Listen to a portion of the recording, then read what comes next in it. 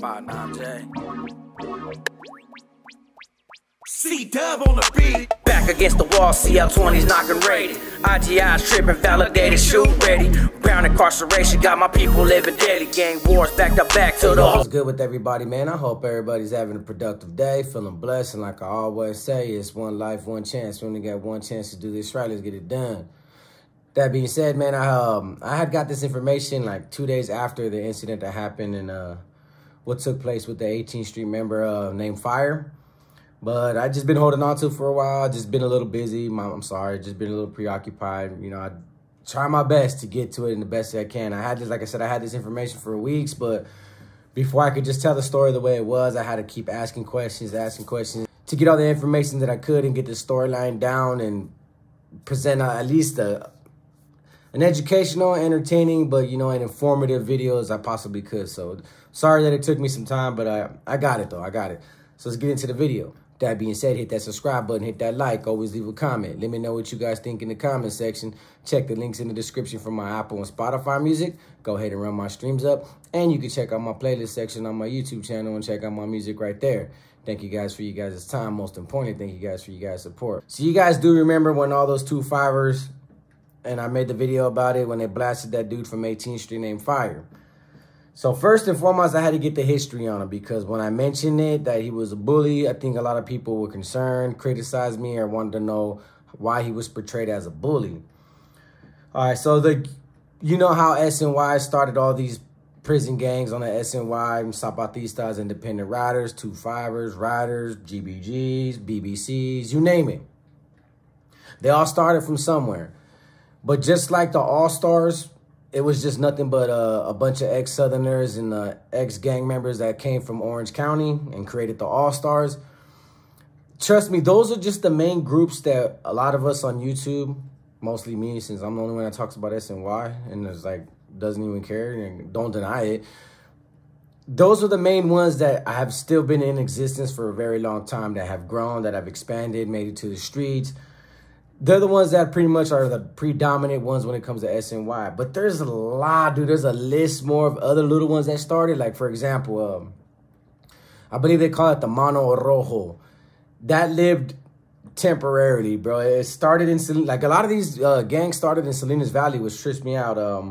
Like, the GBG started over there, too. And the Mano Rojo, the United ones. There was another one. It was like a bunch of ex-NFers, man. I can't remember. It wasn't the New Flowers, man. It was another one. But it's called New Alliance, NA, New Alliance. And there's been a bunch that just never made it mainstream, that didn't blow up because everybody's trying to always recreate something new. Everybody's trying to be different. Everybody wants to be a gang leader and have their own gang and have their own notoriety, and sometimes they just don't allow, like most of the time, 2 fivers is the ones that shut it down, plain and simple. Then you had some that were like ATF against 2-5. You get a lot of these small gangs that come up and then they just get sucked into these other gangs. Like Greenlighters, they're a big thing on the lower levels. They try to make it to the bigger levels, level 3s, level 4s, and then they get smashed out by 2 fivers, or they usually get into it with the Zapatistas or somebody else. And you know, they're a dying breed, but you'll still see a lot of them. A lot of them are just said because their neighborhoods from the streets are green-lighted, so they represent themselves as green-lighters. But there's a lot more gangs. Like I said, the Mano Rojo was a bunch of dudes that were pretending, like, I started off as like a bunch of natives, and then they kind of started recruiting. There was a little bit of everything, and everybody was like, man, what the hell is all this? Oh, Cutthroat was like all the ex-Bulldogs, but that's not very big. So what Fire wanted to do was, they said they described him as a bully. I don't know the dude personally, but they described him as a bully. Like, he was throwing his weight around. Obviously, like I've been saying and like I've been knowing and like I've been seeing, 18th Street, when they get together and they're deep, bro, they do act like the way they act on the streets, plain and simple. I was on a level 3 with like maybe like 20 18th Street members, and they pretty much try to take over that yard and bully that yard. It just didn't work out like that, but that's just how 18th Street mentality is. That's how 18th Street gang members really operate. When they're getting big, when they're deep, plus the whole thing about the 18th Street, who they are, what they are, since the beginning of time, since their history, these dudes obviously have a reason to be narcissistic and arrogant. So that's pretty much what this dude was. Like, he was punking people, he was bullying people, he was burning people, but nobody really messed with him because, you know, he had the backup and he had the play. So he worked the PIA, which is, I can't remember, I don't know what the acronym means, I forgot. But, you know, he obviously had connections to the back, the kitchen, but he didn't want, from my understanding, is he didn't want to join none of these SNY gangs, but he wanted to act like he was part of one, and he wanted to pretty much start his own. So he used to recruit a lot of people to side up with him, be part of his crew, be part of his clique. Like I said, I've seen people do that on the SNY that group up together because they don't want to get bullied. They don't want to get preyed upon. They don't want to get extorted. They don't want to get jumped by these other STG groups, these security threat groups, these gangs on the SNY. Trust me, I've seen people do that, and there's nothing wrong with that. You know, you're always going to have a group of homies that you guys got each other's back no matter what, bro. And obviously, if one of them gets in a wreck with the STG group, hey, bro, let's go up with them fools. Like, those fools ain't nobody. You're going to see a lot of non-affiliate gang members look at these STG groups like, man, y'all can bang all you want, stab each other to death all you want, and go to right. But we'll do the same thing, too, bro. We'll up it up, too, if we have to. It's just the mentality. So that was his mentality, that he actually wanted to be a gang leader. He never started one of his own cliques, but pretty much the people that associated with him, his little circle, his inner circle, he was kind of like the leader. He was kind of the voice. He pretty much ran it like a gang, just without the title, without the label, without the recognition. And he was the kind of type of person that he threw his weight around because of the 18th Street backup that he had, and plus of the homeboys that actually sided up with him. But in this particular case of what took place, and I did look into it a little bit, man, there's actual camera footage of this stuff because Kern Valley has cameras now. So they got it all on tape, plain and simple. So that's going to be a hard case to beat. But this one, now that I got a little deeper into it, it's a tripped out story, right? So the 2 fivers, there was an individual named Buck. I think he was from Sangre or Sangra 13. If I'm getting that right, I'm not too sure. So the dude used to move some weight. He was a big baller on the yard. You know, he had the plug, he had the connects, he had everything that they needed. And like I said, when there's dope on the yard, 2 fivers will be out there. And if these dudes are not clicked up, I'm just going to point out the fact, bro, and I know a lot of people are not going to like it. These 2 fivers, they'll buy it from you. They'll respectfully do business with you. A lot of them got good money, but there's always that some that's just going to play that part. Like, man, they got money and they don't have money, or they got money, they just don't feel like paying you because they don't respect you. So that's what took place with Buck. Buck understood that some of these dudes that were trying to get him to sell him dope wasn't going to work out in his favor. And just like I've done it in the past, and a lot of people that have bring dope onto those facilities in the past, you know, you'll know the 2 fivers that are good money, that will do good business and will push politics on their own if you get burned by them. But then there's a lot of them, bro, where they just want to get high, bro, and they'll tell you every lie in the book. Not just 2 fivers, man. I've dealt with independent writers. I've dealt with zapatistas that will lie to you to your face. Every lie in the book to get you to sell them a paper. And then when it's time to get money, hey, bro, this happened. My jefita never answered. My carnala, she got into a car wreck and lost her big toe, bro. Give me a time, bro. We got to pay for the funeral service for her toe. Dude, the stories just drag on and on and on. So maybe that's the reason why Buck didn't want to sell to him. I really don't know the dude's reason, but that's what happened initially to kick this all off. Buck decided to tell these fools childish, I ain't selling to no 2 fivers. And that's the one thing you can't tell a 2 fivers, you ain't going to do business with them.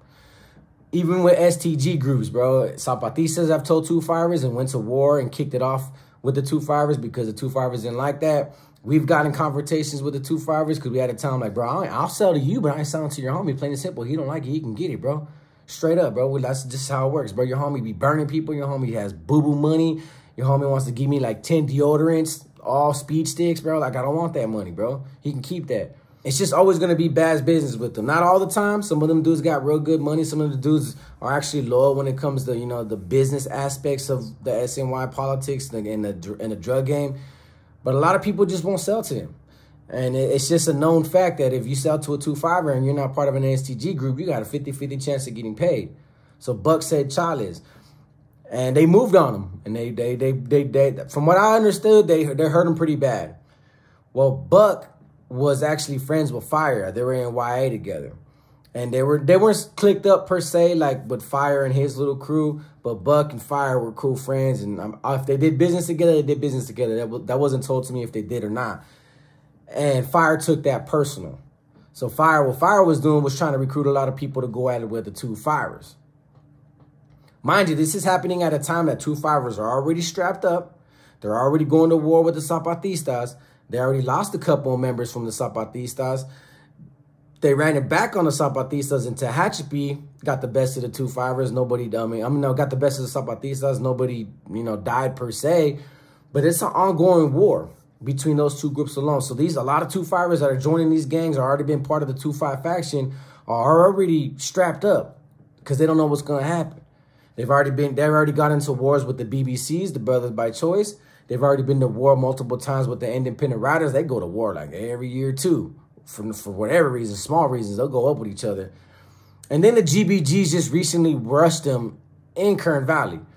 And there was a couple of, them Transformers with their little boyfriends and these GBGs. And they actually used bangers on a couple of Cinqueros. A guy got the best of them.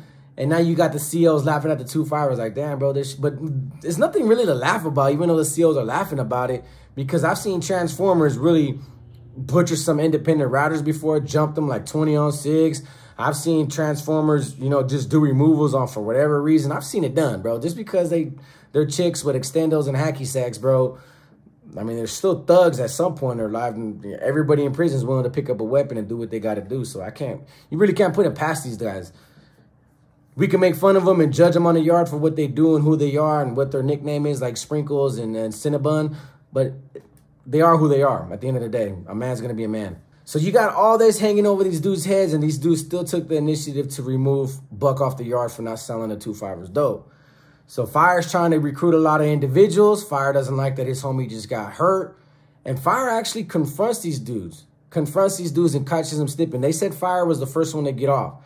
And the 2-5ers, that's when all the 2-5ers jumped in.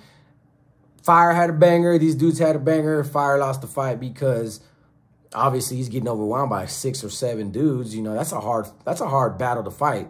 And, dude lost his life. And it's very unfortunate that this all stems from, somebody backing up a friend that, obviously was involved in some criminal activities and decided to say, you know what, I'm gonna get rich off this yard. I'm just not going to get rich off these dudes' money. And these dudes took it so personal and decided to say, you know what, you don't want to sell to us? You looking down on us? Like, you don't respect my gang? Well, then, at the bar, we're just going to put a bunch of holes in you, bro, and send you on your way. If you live, you live. You die, you die. These guys are risking throwing their lives away, blowing up a yard, and taking somebody's life because they want to feed their veins, just like anybody else in the prison system. Everybody's doing it to feed their veins. Mexican Mafia members, NF members hurting their own to feed their veins. Glorified junkies. Everybody in jail. That's why when I said everybody in jail, I didn't mean to say every single inmate, but a lot of bloodshed is going on in the penal system behind dope. Behind, just wanting to poke your vein. Hella bad.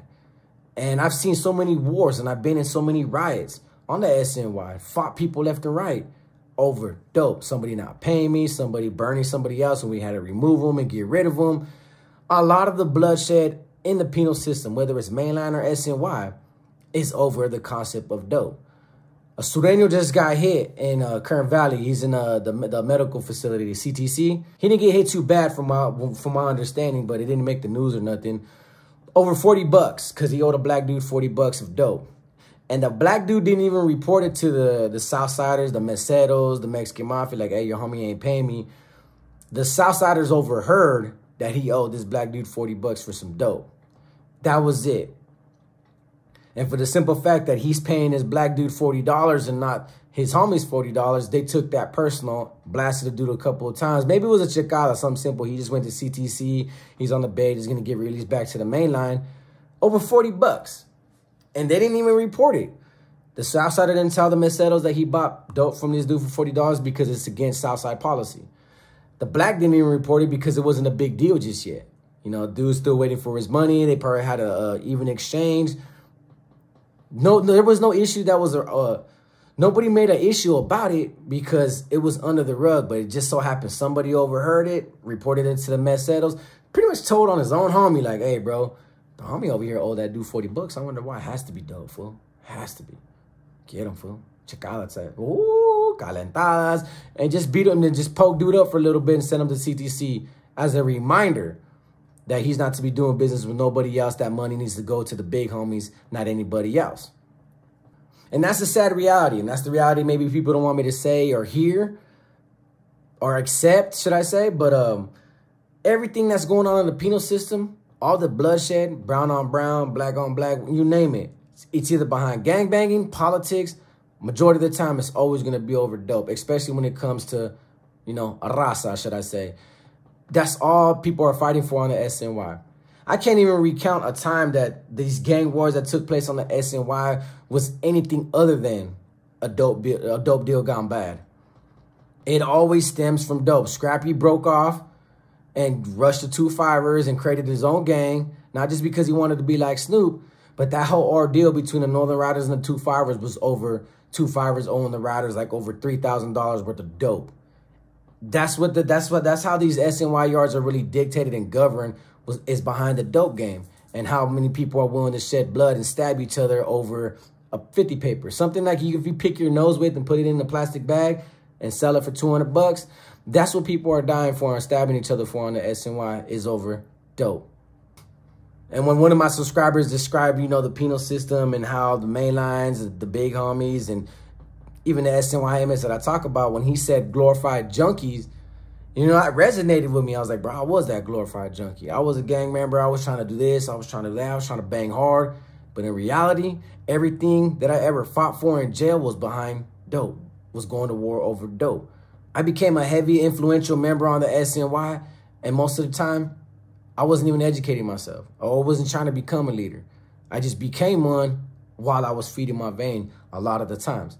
That when I became an SNY gang member, dude, the best way you could describe me is I was just strung out for like almost 8 years until I kicked my habit. Yeah, I was gang banging. I'd put in work. I'd kick my habit. Once I went to the hole, I would do what I had to do as a gang member. But when I came back to that yard, sell a little bit of dope, make a little bit of money, keep my locker clean, or full, should I say, and the rest of it went to my veins. That's why so many people are getting hurt within the penal system. And that's my perspective. That's what I believe. Pretty sure other people are going to have their own belief systems and their own perspectives. But that's honestly what I believe. That's all we're seeing a lot of people dying over nowadays in the penal system. Is all over, you know, who got the sack. Sad reality, isn't it? So with that being said, like I always say, it's one life, one chance. We only got one chance to do this right. Let's get it done. Peace.